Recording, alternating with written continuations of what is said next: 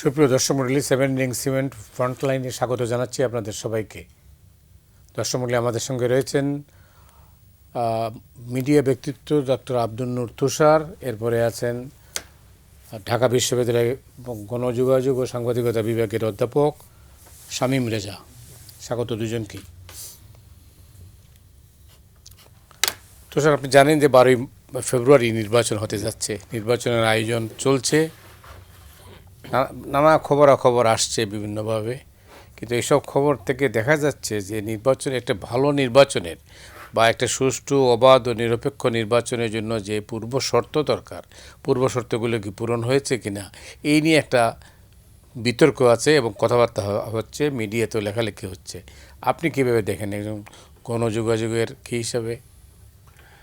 নির্বাচনের যে পূর্ব শর্ত তার মধ্যে একটি ছিল যে নির্বাচনের যখন প্রার্থিতা জমা দেওয়া হয় এবং তারপর যখন বাছাই করা হয় সেই সময়ে কম্পিটেন্টলি সেই কাজগুলি করা হচ্ছে কিনা। আমরা লক্ষ্য করেছি এখনো পর্যন্ত একটি আসন, যেটি গুরুত্বপূর্ণ আসন, যেখানে হেভিওয়েট প্রার্থী ছিলেন বিএনপির এবং যেখানে এনসিপির একজন নেতা আছেন যিনি আন্দোলনের একজন মুখ্য মুখ ছিলেন, সেই জায়গাতে এখনো পর্যন্ত সিদ্ধান্তটা হয় নাই। যদিও যার নামে ঋণ খেলাপির অভিযোগ তিনি ঋণ পরিশোধ করে দিয়েছেন নিয়ম মেনেই। তো এই বিষয়টা এক ধরনের অবস্থা তৈরি করেছে যে আসলে এই যাচাই বাছাই মনোযোগ ঠিক মতো ছিল না। কেননা আপিলে এসে অধিকাংশ, প্রায় 75% বেশি প্রার্থী আপিলে এসে তাদের প্রার্থিতা ফেরত পেয়েছেন। দ্বৈত নাগরিকত্বের বিষয়টি সেইভাবে হ্যান্ডেল করা হয় নাই। বহু জায়গাতে ঋণ খেলাপির বিষয়টি অনেক নরমভাবে দেখা হয়েছে।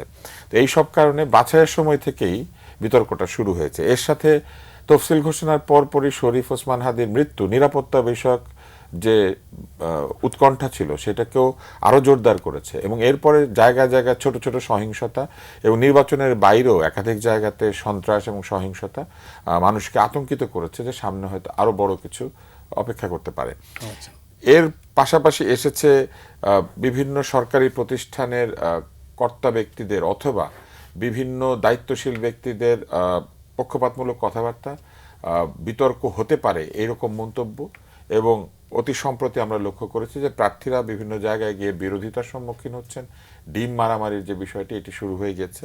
এই জিনিসগুলি আসলে প্রার্থীদের জন্য এক ধরনের অনিরাপদ পরিস্থিতি তৈরি করেছে। এখন সবাই মনে করেন যে শারীরিক আক্রমণ কিংবা সন্ত্রাসী হয়তো একমাত্র নিরাপত্তার অভাব, কিন্তু সম্মানের অভাবও তো এক ধরনের নিরাপত্তা। বেআইনি অস্ত্র কি উদ্ধার হয়েছে? বেআইনি অস্ত্রের যে বিষয়টি ছিল এটি নিয়েও দায়িত্বশীল ব্যক্তি বলেছেন এই অস্ত্র নাকি লোকে পানিতে ফেলে দিয়েছে লুট করে, আবার বলেছেন এগুলা উদ্ধার কাজ চলছে, আবার এটাও বলেছেন যে যদি উদ্ধার নাও হয় এগুলি ব্যবহৃত হবে না।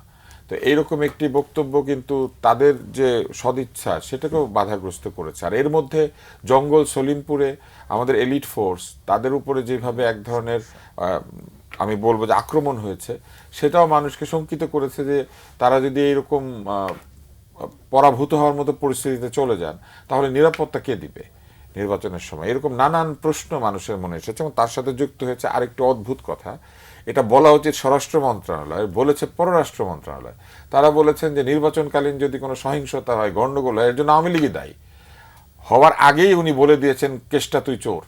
তো অপরাধের আগেই কি করে একজন বলে দেয় যদি কিছু হয় আপনারাই দায়ী থাকবেন? কে করবে এটা জানতে হবে না? আমি কি এইভাবে বলে দিতে পারি? এছাড়া প্রশাসন কি নিরপেক্ষ হয়েছে?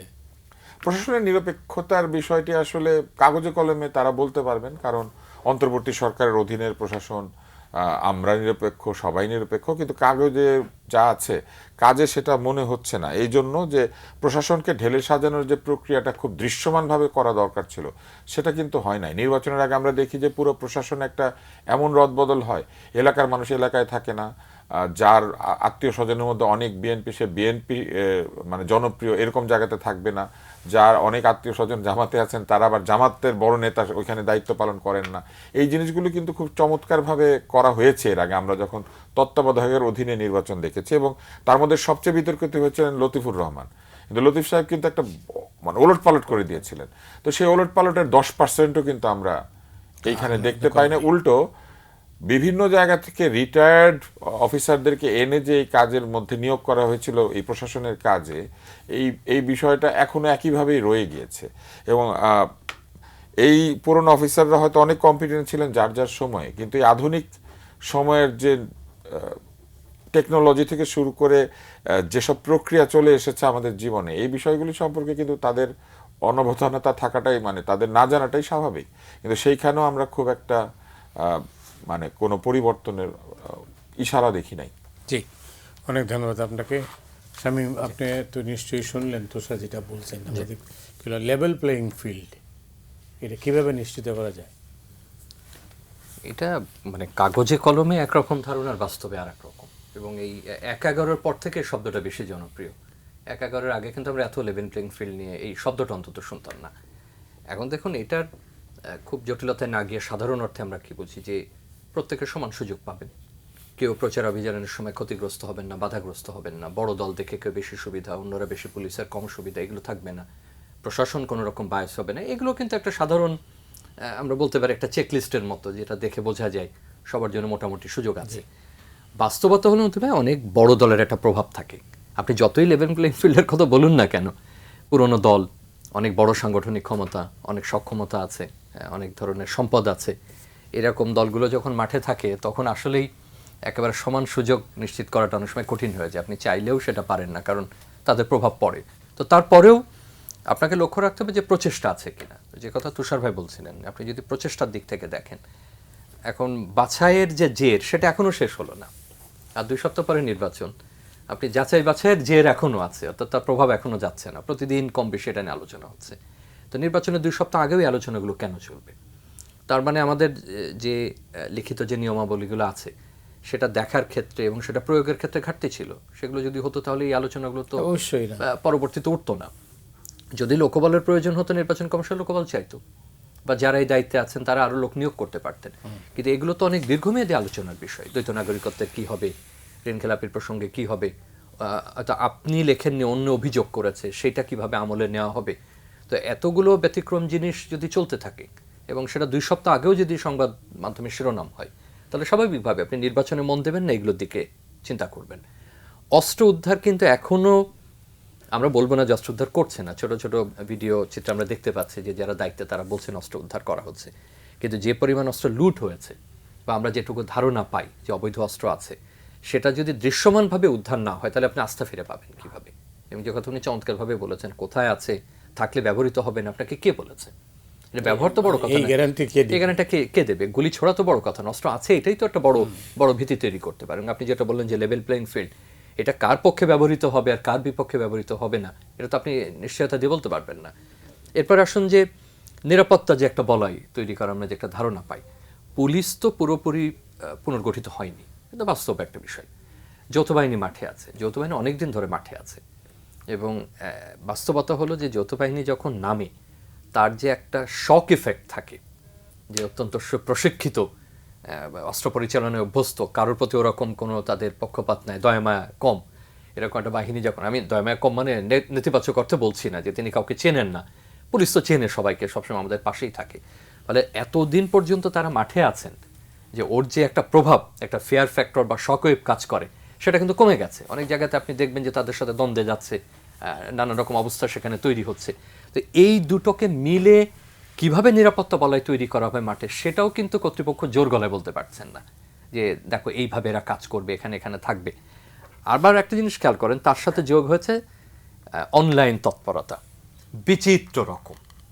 এটা 100% মানতে হবে যে নির্বাচন কমিশন যে নিয়মাবলী তৈরি করেছে, অনুশীলনের নীতিমালা, এটা দিয়ে তো আর সাইবার জগতের এই অপরাধ ঠেকানো যাবে না। ইতিমধ্যে আপনি দেখেছেন যে বিভিন্ন ধরনের, রানা প্লাজার একজনের আহত হয়েছিলেন, তাকে দিয়ে ভুল তথ্য, অর্থাৎ কৃত্রিম বুদ্ধিমত্তা ব্যবহার করে সামরিক পোশাকের একজনকে দিয়ে কথা বলানো হচ্ছে।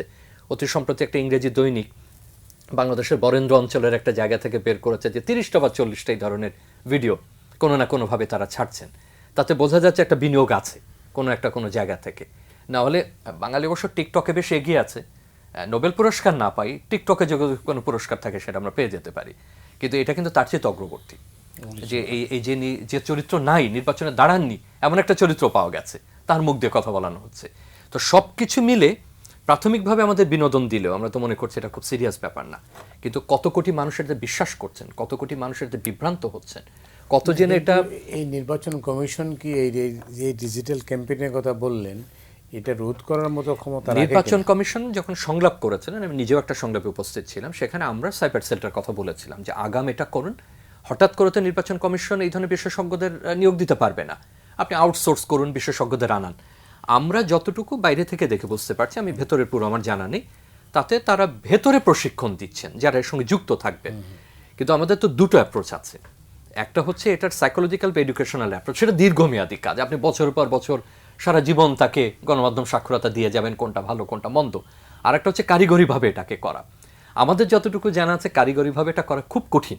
আপনি হয়তো আপাতত একটু ঠেকাতে পারবেন, কিন্তু বড় আকারের যদি একটা প্রবাহ আসে অপতথ্যের বা ভুল তথ্যের কিংবা কৃত্রিম বুদ্ধিমত্তা ব্যবহার করে, তখন সেটা ঠেকানোর সক্ষমতা আমাদের আছে কিনা। এমনি একটা জিনিস আপনি জানেন যে টেক জায়ান্ট যারা বা এই প্ল্যাটফর্মের যে সমস্ত কর্তৃপক্ষ, তাদের অফিস কিন্তু ঢাকাতে নাই বা বাংলাদেশ থেকে সবাই অপারেট করে না। আগে আমরা কোনোভাবে হয়তো তৃতীয় পক্ষকে বলে কিছু ব্যবস্থা গ্রহণ করতাম, সেটা নিয়ে আবার বিতর্কও আছে যে একটা ভালো করতে গিয়ে আরও 50টা ও আপনার আমার অ্যাকাউন্টও সে নামিয়ে দিল। এখন সেক্ষেত্রে আপনি বলা মাত্রই বিটিআরসি বলা মাত্রই যে মেটা আপনার উত্তর দেবে বা একটা ব্যবস্থা গ্রহণ করবে, আপনার নির্বাচনের একটা সময় আছে সকাল থেকে বিকাল বা সন্ধ্যা পর্যন্ত, এর মধ্যে যদি কোনো ঘটে তা আপনি কখন এই প্ল্যাটফর্মের সঙ্গে যোগাযোগ করবেন আর কখন ব্যবস্থাগুলো গ্রহণ করবেন।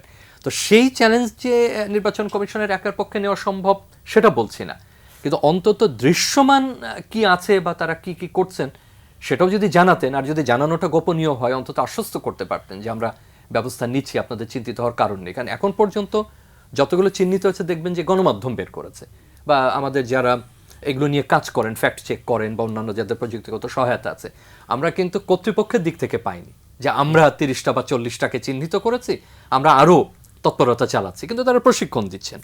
আর সবশেষে যেটা বলবো, এখানে যতটা গণভোটের হ্যার পক্ষে তৎপরতা লক্ষ্য করা যাচ্ছে, ততটা নির্বাচনের পক্ষে তৎপরতা লক্ষ্য করা যাচ্ছে কিনা আমি ওই বিতর্কে যাচ্ছি না যে এটা সঠিক হচ্ছে কি বেঠিক হচ্ছে, এটা আইনগতভাবে ঠিক থাকলেও কতটা নির্বাচনের সংস্কৃতিতে প্রভাব থাকবে, এবং ভবিষ্যতে যে কেউ ব্যবহার করবে না, যে আমলাতন্ত্রকেও ব্যবহার করা যেতে পারে, ব্যাংকেও ব্যবহার করা যেতে পারে, এনজিওকেও ইয়েস বা নোর জন্য ব্যবহার করা যেতে পারে, আমরা ওই বিতর্ক হয়তো আরেকদিন করবো, আলোচনা করব। কিন্তু আপনি খেয়াল করুন যে তার জন্য যে বিনিয়োগ, তার জন্য যে সময়, সেই পরিমাণ সময় আপনি ভোট দিতে যান এটাতে ব্যবহার করা হচ্ছে কিনা। তরুণ ভোটারদের কথা বলা হচ্ছে বারবার, কিন্তু তরুণ ভোটার যাবে কিভাবে, কি প্রক্রিয়ায় সে যাবে, সেই আলোচনা কিন্তু নাই।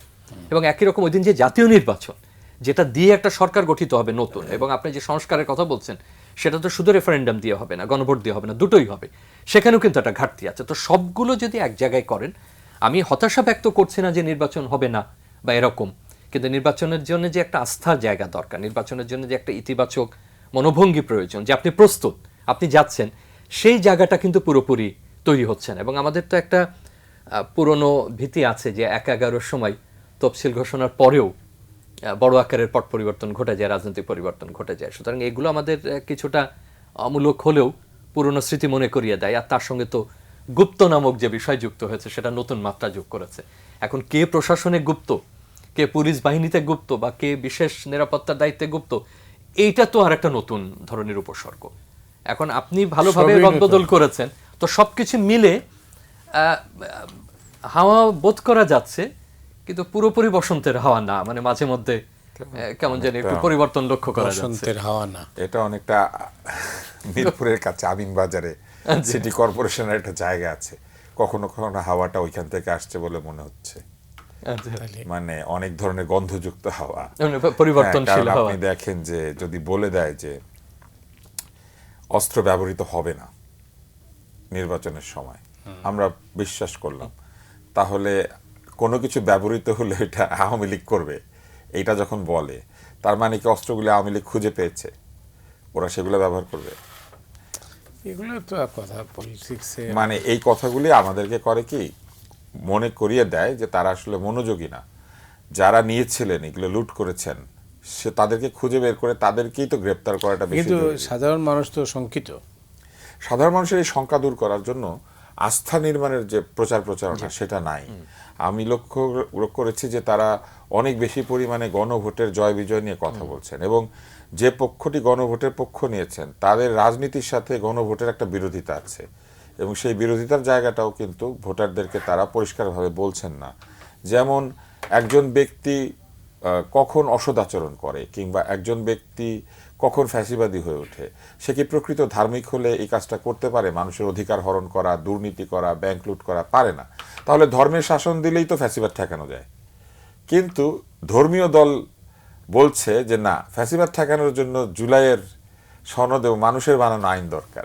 তাহলে ওনারা যে এত বছর ধরে সৎলোক এবং ঐশী আইন, শরিয়া আইনের কথা বলেছিলেন, তাহলে শরিয়া আইন ফ্যাসিবাদ ঠেকাতে পারে না।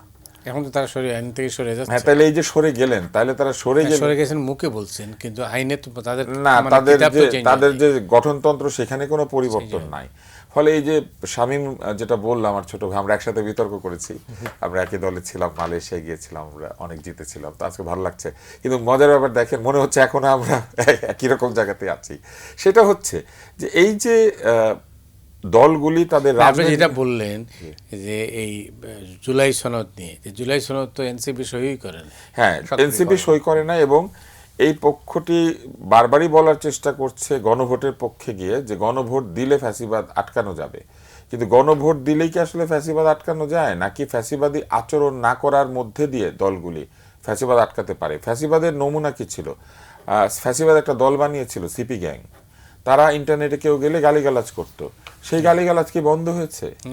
হ্যাঁ, এখন কেউ যদি এদের সমালোচনা করে, যে কোনো ব্যক্তির এই পক্ষের, তাহলে একই রকম গালিগালাজের বন্যা বয়ে যায়। তার মানে ফ্যাসিবাদের আচরণ রয়ে গিয়েছে।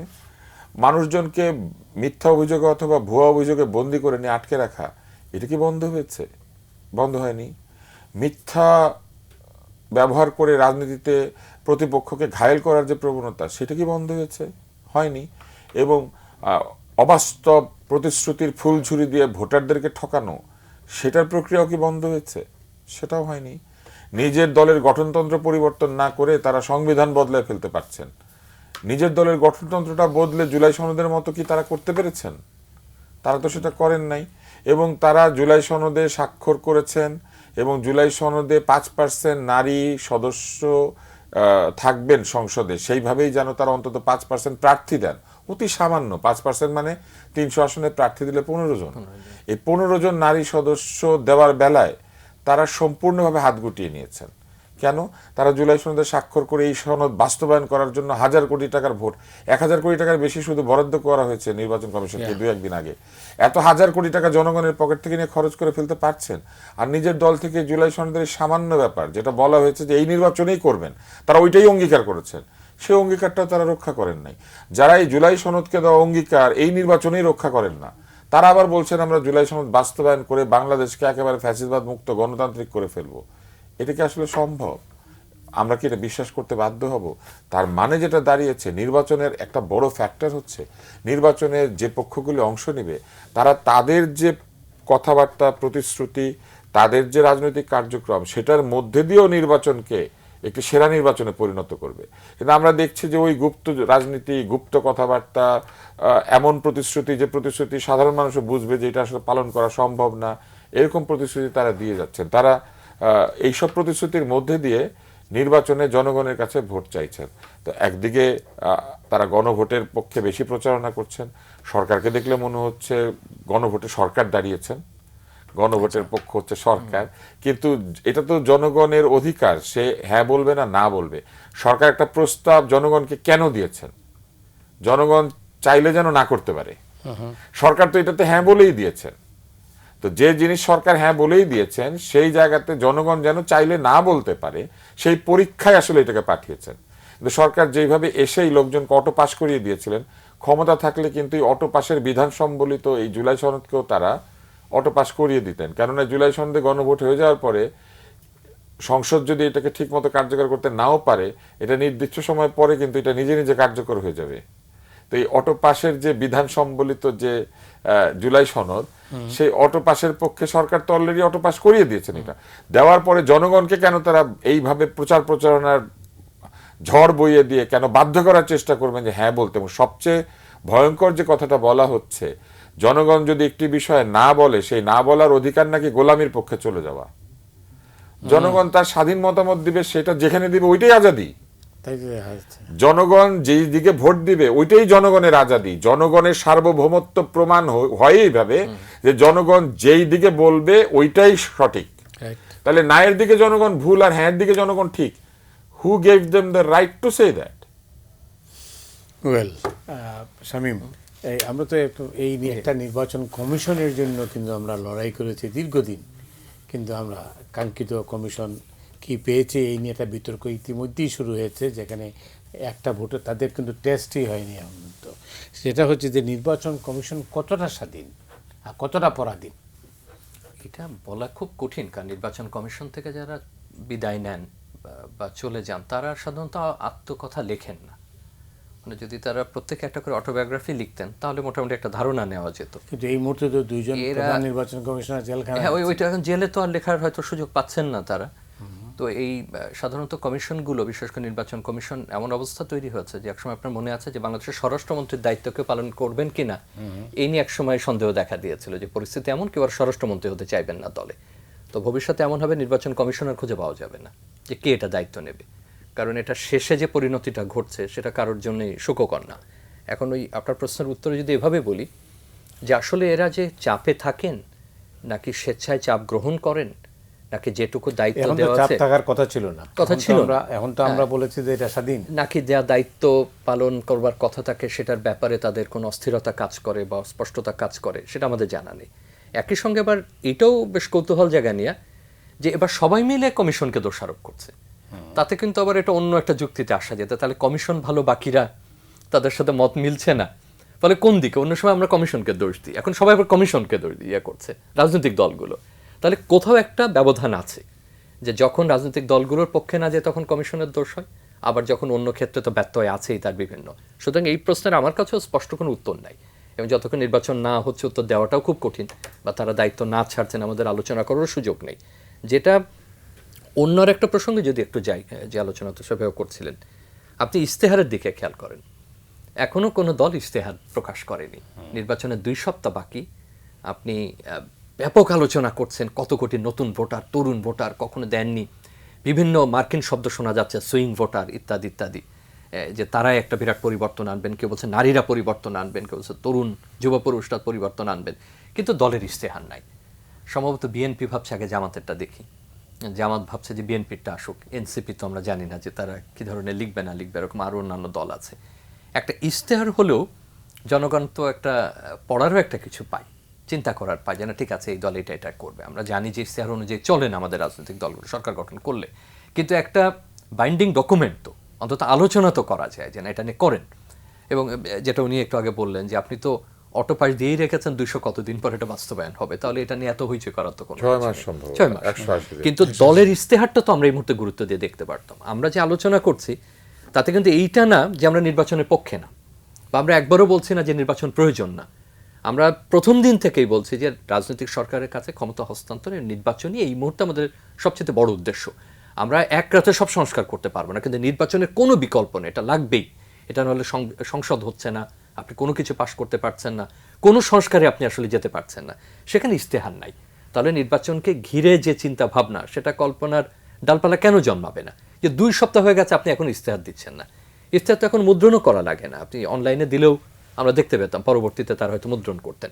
তাহলে কখন আলোচনাটা হবে? ইশতেহারের আগে কিন্তু অনেক আলোচনা হয় বিভিন্ন অংশীজনদের সাথে, তাহলে হয়তো দলগুলো আর প্রয়োজন মনে করছে না, তারা যেটা আছে সেটা দিয়েই তারা করবেন।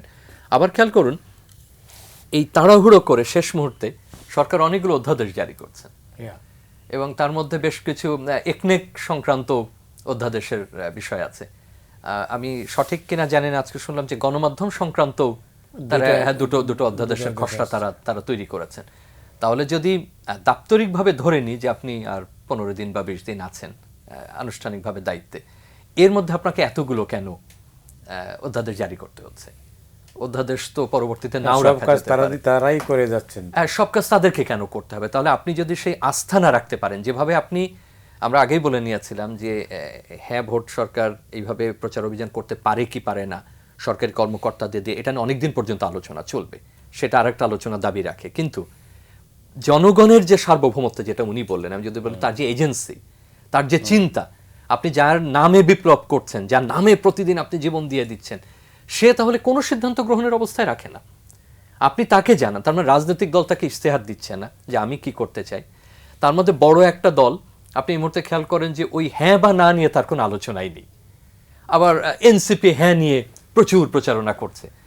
জামাতেরও এক ধরনের প্রচারণা আছে যে একে হ্যাঁ বলুন, তার মানে ইস্তেহার নাই, কেউ হ্যাঁ নিয়ে চিন্তিত আছে, কেউ হ্যাঁ নিয়ে কোনো রকম আলোচনাতেই নাই, বাকি কেউ কেউ হ্যাঁ নিয়ে যথেষ্ট পরিমাণে প্রচারণা করছেন, সরকার তার সঙ্গে আছেন, এবং এই যে যে কর্মকাণ্ডগুলো সরকার শেষ মুহূর্তে করছেন তাতে এক ধরনের একটা অস্বস্তির বার্তা দেয়। এবং নির্বাচন যেমন প্রয়োজন, আমরা প্রত্যেকেই মানে প্রবলভাবে চাইছি যে নির্বাচন সঠিকভাবে হোক, সময় মতো হোক, এবং হবে বলেও আমরা বিশ্বাস করি, কিন্তু এতগুলো জায়গায় যদি আপনার প্রশ্ন থাকে তাহলে সেই নির্বাচনে তো আপনি লোক সমাগম করা, তাদের উৎসাহ আনা, তাদের উপর আস্থা রাখা, সেটাই তো অবমূল্যায়িত হয়। এবং যে নির্বাচনে জনগণের অবস্থান অবমূল্যায়িত হয়, জনগণের সিদ্ধান্ত অবমূল্যায়িত হয়, সেটা ভালো মন্দ বলার আগেই তো এক ধরনের প্রশ্ন করার একটা সুযোগ তৈরি হয়। হ্যাঁ, কিন্তু সেই অনেক ধন্যবাদ আপনাকে। এটা আসলে এক অভিনব নির্বাচন হচ্ছে। হ্যাঁ, অনেক দিক থেকে অভিনব, যেমন একই দিনে 2 ভোট। আবার নির্বাচন কমিশন কিছু বলে নাই, প্রেস সচিব এসে বলেছেন যে ভোট গুনতে সময় লাগবে, যেন উনি অতীতে অনেক ভোট গুনেছেন এবং ভোট গোনাগুনতি সম্পর্কে ওনার অনেক অভিজ্ঞতা আছে, থাকতে পারে। আমরা দেখেছি এর আগে তিনি ভোটের সময় দেশ সফর করেছেন যখন তিনি সাংবাদিক ছিলেন। কিন্তু এটা তো নির্বাচন কমিশনের বলার কথা। আবার এটাও আমরা দেখছি যে একটি সাংবিধানিক দায়িত্বে থাকা ব্যক্তি একটা স্বায়ত্তশাসিত প্রতিষ্ঠানের পরিচালনা বোর্ডে চলে যাচ্ছেন। একটু সময় আছে ওনার, ওনার অনেক সময় আছে নিশ্চয়ই, না হলে পরে কেন এটা হবে? সরকার এটা কেন দিলেন? তিনজনকে না? হ্যাঁ, 3 জনকে দিয়েছেন, কিন্তু তার মধ্যে আমি ভাবলাম যে মন্ত্রীর না হয় চাকরি চলে যাবে যখন নতুন সরকার চলে আসবে, মন্ত্রীর চাকরিতে তো উনি থাকবেন না। বাকি দুজনের নিরাপত্তা উপদেষ্টা থাকবেন কিনা আমরা তো জানি না, কিন্তু নির্বাচন কমিশন নিশ্চয়ই এসে সরকার বাতিল করে দিবে না, এটা তো একটা নির্দিষ্ট মেয়াদ আছে, সেই মেয়াদ তাকে পূরণ করতে হবে। তো তাহলে উনি কেন ওইখানে এই বোয়িং এর নাটবল্টু কিংবা ধরেন এয়ারবাসের চাকা এগুলা নিয়ে সিদ্ধান্ত কেন ওনাকে নিতে হবে? এবং আরো বিষয় রয়েছে, চলে যাবেন আর কিছুদিন পরে, কেন 9,030 বর্গফুটের ফ্ল্যাট বরাদ্দের টাকা, মানে ফ্ল্যাট বানানোর টাকা দিতে হবে? 9,000 বর্গফুটের ফ্ল্যাট মানে একটা ছোটখাটো টেনিস কোর্টের চেয়ে বড়, মানে ওইখানে টেনিস, বাস্কেটবল এগুলো খেলা যাবে। তো এত বড় জায়গা নিয়ে যে সরকার আমাদেরকে বলেছিল কৃচ্ছ্রতা সাধন করবে, জনগণের টাকা খরচ করবে না, যে সরকারের উপদেষ্টা এসে বলেন যে পদ্মা সেতু বানানোতে চালের দাম বেড়ে গিয়েছে, মুদ্রাস্ফীতি হয়েছে অতিরিক্ত খরচ করার কারণে, আমাদের মন্ত্রীরা, ভবিষ্যতের মন্ত্রীরা কি এতই অবুঝ যে তারা 9,000 স্কোয়ার ফিটের ফ্ল্যাটে তারা থাকতে চাইবেন মাথার উপরে সুইমিং পুল নিয়ে? সাঁতরানোর সময় পাবেন সুইমিং পুলে গিয়ে? এটা একটা প্রশ্ন। আরেকটা প্রশ্ন খুবই আমার কাছে মনে হয়, গণভবন জাদুঘর হয়ে গিয়েছে এবং মন্ত্রীপাড়ায় 9,000 স্কোয়ার ফিটের ফ্ল্যাট হবে। আমাদের ভবিষ্যৎ প্রধানমন্ত্রী দায়িত্ব গ্রহণ করার পর কোথায় থাকবেন? এটা নিয়ে তো কেউ চিন্তা করছেন না। কেউ এটা চিন্তা করছেন না। প্রধানমন্ত্রীর বাসস্থানটা কি হবে? এই 9,000 বর্গফুটের ফ্ল্যাট বানানোর আগে তো এই চিন্তাটা করা দরকার ছিল যে আমাদের প্রধানমন্ত্রী যখন দায়িত্ব নেবেন তখন তিনি তার পরিবার সহ কোন নিরাপদ অবস্থানে রাষ্ট্রীয় ব্যবস্থাধীনে থাকবেন, এটার তো কোনো নমুনা দেখা যাচ্ছে না। তো এইগুলি নিয়ে আমার মনে হয় বেশি চিন্তা করা উচিত ছিল। এই কারণেই নির্বাচন আমার কাছে বারবারই মনে হচ্ছে যে নির্বাচন হচ্ছে, কিন্তু নির্বাচন পরবর্তী সময়ের যে প্রস্তুতি সেটাও কিন্তু খুবই দুর্বল বলেই মনে হচ্ছে। যেমন 12 তারিখে যদি নির্বাচন হয়ে যায় আর কেউ যদি বলে যে ভোট গুনতে বেশি সময় লাগবে, ধরেন 14 তারিখে ভোটের রেজাল্ট হলো, যেদিন এই এই বাংলাদেশের একজন অত্যন্ত নামকরা সম্পাদক ভালোবাসা দিবসের প্রচলন ঘটিয়েছিলেন, তো ওই দিন লোকজন ভোট গুনবে না ভালোবাসা করবে? এই প্রশ্ন তো করতে হবে। তারপরে রমজান মাস চলে আসবে, তার মানে হাতে কিন্তু খুব বেশি সময় থাকছে না। যদি ভোট গুনতে বেশি সময় লাগে তাহলে শপথ গ্রহণ কিভাবে? শপথ গ্রহণ, মন্ত্রিসভা তৈরি করা, একটা ট্রানজিশন পিরিয়ড থাকে, তো সেইটারও তো কোনো লক্ষণ দেখা যাচ্ছে না। এবং একাধিক বরাদ্দ, একাধিক সিদ্ধান্ত এত তাড়াতাড়ি নেওয়া হচ্ছে যে যেগুলিরও যৌক্তিক কারণ খুঁজে পাওয়া যাচ্ছে না। এবং আরো অদ্ভুত ব্যাপার হচ্ছে, এই যে আমরা গণভোটে ভোট দিচ্ছি, আমি একটা রিপোর্টও পড়লাম, একটা লেখাও পড়লাম, সেখানে বলা হয়েছে যে এখানে নাকি এমন একটা প্রশ্ন আছে যে কুমিল্লা বিভাগ হবে নাকি ফরিদপুর বিভাগ হবে, এরকম একটা সিদ্ধান্ত নাকি এই গণভোটের মধ্যে দিয়ে চলে আসবে। পঞ্চম প্রশ্ন, মানে এরকম না, ওখানেই নাকি একটা কোনো জায়গাতে এরকম একটা ব্যাপার আছে। এখন এক পক্ষ বলেছেন যে না, এখানে শুধু 47টা হচ্ছে সাংবিধানিক বিষয় যেটা অবশ্য পালনীয়, বাকিগুলি না, বাকিগুলি এক্সিকিউটিভ অর্ডার দিয়ে করা যায়। তাহলে যে জিনিস এক্সিকিউটিভ অর্ডার দিয়ে করা যায় সেগুলোকে কেন বা গণভোটে দিয়ে এটাকে র্যাটিফাই করাতে হচ্ছে? অনেক প্রশ্ন থেকে যাচ্ছে। এবং আমাকে গতকাল, আমার বাড়িতে সবাই শিক্ষিত এবং তাদের শিক্ষাগত যোগ্যতা পিএইচডি লেভেলের যারা আছেন তাদের অধিকাংশের, আমাদের বাড়িতে পিএইচডি বেশি, নর্মাল পড়াশোনা করেছে এরকম লোকজন কম। সেইখানে একজন আমাকে জিজ্ঞেস করেছেন যে গণভোটটা যে ব্যালট হবে এটা কি 2টা বাক্স হবে না একটা বাক্স, এইটা বুঝবো কিভাবে, একসাথে ভাঁজ করে দিয়ে দিব নাকি আলাদা আলাদা? এই প্রশ্নগুলোর জবাব না দিয়ে বলা হচ্ছে যদি হ্যাঁ দেন তাহলে আজাদি, না দেন তাহলে গোলামি, এবং গোলামির রং আর আজাদির রং হচ্ছে গোলাপি। এখন গোলাপি কাগজে আপনি আজাদি গোলামি ঠিক হবে। তো এই প্রচারণা তো গণভোটকে মানুষের কাছে কিভাবে দিতে হবে এই বিষয়গুলি না বলে বারবার বলা হচ্ছে যে আজাদি গোলামি নির্ধারিত হবে গণভোট দিয়ে। গণভোট দিয়ে কেন আজাদি গোলামি নির্ধারিত হবে? আজাদি গোলামি নির্ধারণের প্রশ্ন তো গণভোটে হয় না। আজাদি গোলামি তো আমাদের সংবিধান, আমাদের স্বাধীনতা, আমাদের পতাকা সেইখানে নির্ধারিত আছে। কেউ যদি মানসিকভাবে গোলামি করে সেটা তার প্রবলেম, কেউ যদি সরকারিভাবে গোলামি করে সেটা সেই সরকার যারা গঠন করেছেন তাদের প্রবলেম। জনতা তো আজাদ, জনতা তো গোলামি করে নাই কোনোদিন, জনতা তো আজাদ, জনতা তো গোলামি স্বীকার করে নাই। অনেক ধন্যবাদ আপনাকে এই পর্যায়ে। ধন্যবাদ আপনাকেও। আমি এটা ছোট্ট বিরতিতে যাচ্ছি, দর্শক আমাদের সঙ্গেই থাকুন।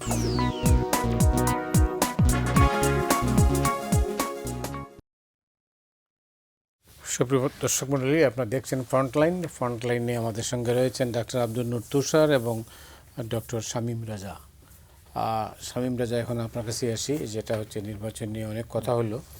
তো শেষ পর্যায়ে আমি দেখেছি যে তারেক রহমান, বিএনপির চেয়ারম্যান, তিনি বলছেন নির্বাচন বাধাগ্রস্ত করতে ষড়যন্ত্র চলছে। না, আমরাও যে আলোচনাগুলো করছি সেখানে তো অনেক ধরনের বিষয় সামনে আসে যেটা সন্দেহের উদ্রেক করে। এখন একজন বড় দলের নেতা যেভাবে বলতে পারেন, আমরা সাধারণ জনগণ তো আর ওইভাবে বলতে পারি না, সেটার ভিন্ন ব্যাখ্যা তখন তৈরি হয়। এবং তাদের আরও অনেক কিছু তথ্যপাত্র প্রবাসে দেখার থাকে, তারা অনেক খোঁজ খবর রাখেন, এবং কোনো কোনো ক্ষেত্রে কিছু কিছু বক্তব্য তো একটু সন্দেহ তৈরি করে আমাদের, যে এই ধরনের বক্তব্য দেওয়া মানে কি কেউ অনাগ্রহ দেখাচ্ছে, মানে নির্বাচনটাকে আবার একপাক্ষিক করে ফেলার কোনো চিন্তাভাবনা আছে কিনা। কারণ এই সুযোগও তো থাকে, আপনি কোনো কারণে কেউ যদি প্রত্যাহার করে নেয় বা অন্য কোনো রকম পরিস্থিতি তৈরি করে, তখন তো নির্বাচনটাকে আসলে পরিচালনা করাটাই খুব কঠিন হয়ে পড়ে।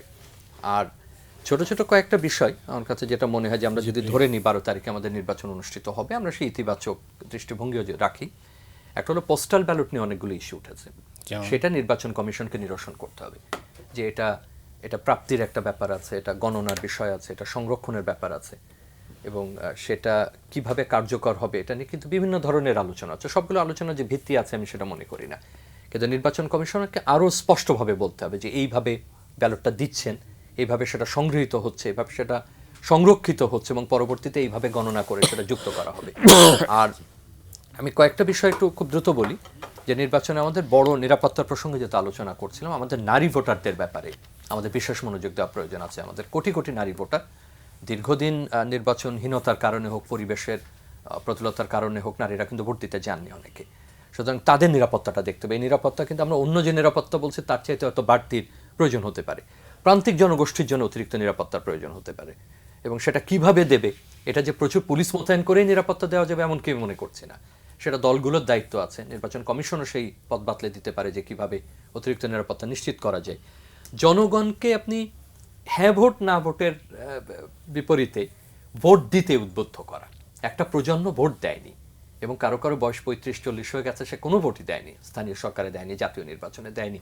আমরা শিক্ষার্থী সংসদ নির্বাচনের সময় খেয়াল করেছি, বয়স ধরুন 20 থেকে 25-এর মধ্যে, সে জানেই না যে ব্যালট পেপার কি, এটা কেমন, কিভাবে ভাঁজ করতে হয়, কোথায় দিতে হয়।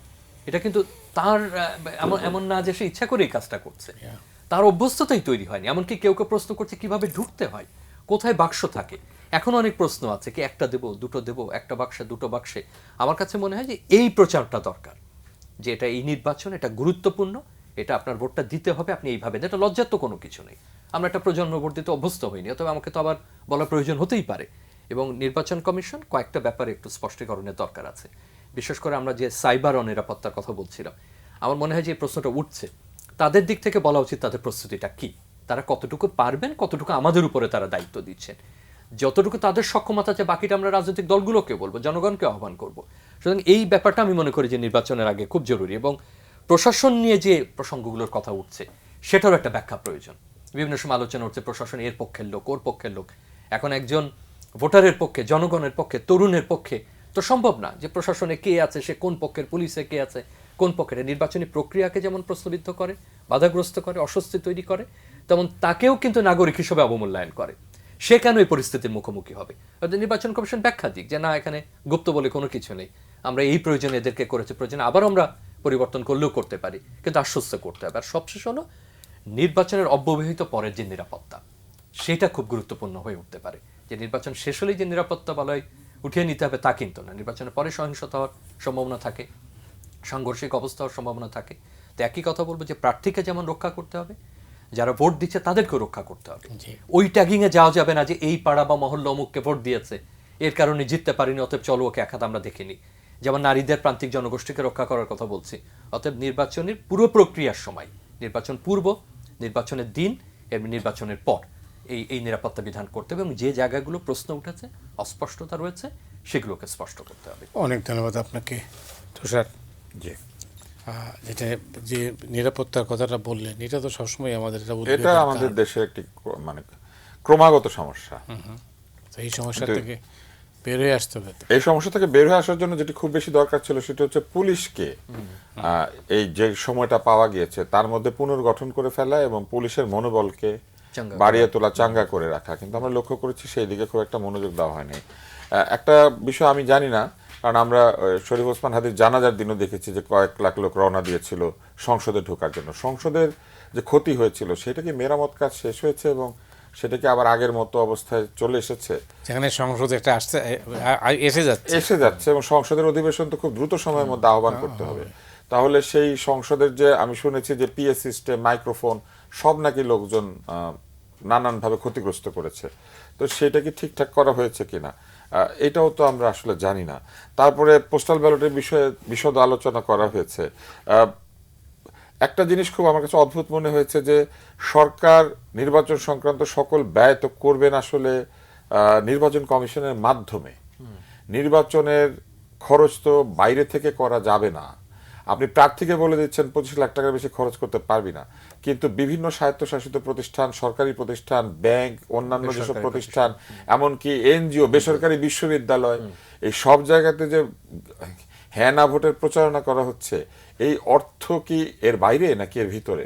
সরকারি বরাদ্দকৃত অর্থ। এনজিওগুলি যে দাতা সংস্থাদের কাছ থেকে টাকা এনেছে, ভোটের প্রচারণা করার জন্য টাকা এনেছিল, এই টাকা তারা কোথা থেকে পাচ্ছে এই প্রচার চালানোর জন্য? এবং আমরা একটা শব্দ তো সবাই শুনতাম, রিকুইজিশন দেয় নির্বাচন কমিশন, রিকুইজিশন দেয়, সেই মতো তাকে সরবরাহ করে। তাহলে এই টাকা সে কোথা থেকে খরচ করছে এবং এই টাকা যে সে খরচ করছে এটার অ্যাকাউন্টেবিলিটি কি?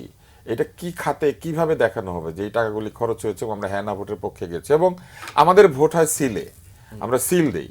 এই সিল দেওয়ার প্রক্রিয়া শেখানো হতো, আমি দেখেছি অতীতে যত ভোট হয়েছে কয়েক মাস যে এইভাবে ভাঁজ করবেন, না হলে সিলের কালি অন্য প্রতীকে লেগে যেতে পারে, সিলের কালি অন্য কোথাও লেগে গেলে ব্যালট বাতিল হয়ে যায়, আপনার ভোটটা উনি পাবেন না। এই বিষয়গুলো দেখানো হয়েছে। এমনকি ব্যালট পেপার কিভাবে ভাঁজ করতে হয় সেই ভাঁজেরও মানে তথ্যচিত্র আছে। এখন এই বিষয়গুলি বাদ দিয়ে শুধু গোলাপি কাগজ হ্যাঁ না, এইটাই কি আমাদের আগামী নির্বাচন? বাংলাদেশের ভবিষ্যৎ কি আগামীতে একটি ধারাবাহিক সংসদীয় গণতন্ত্র বা একটি ধারাবাহিক গণতন্ত্র বাংলাদেশের ভবিষ্যৎকে নির্মাণ করবে, নাকি হ্যাঁ না বলে দিলে আজাদি হয়ে গেল এবং সবকিছু আমরা পেয়ে গেলাম?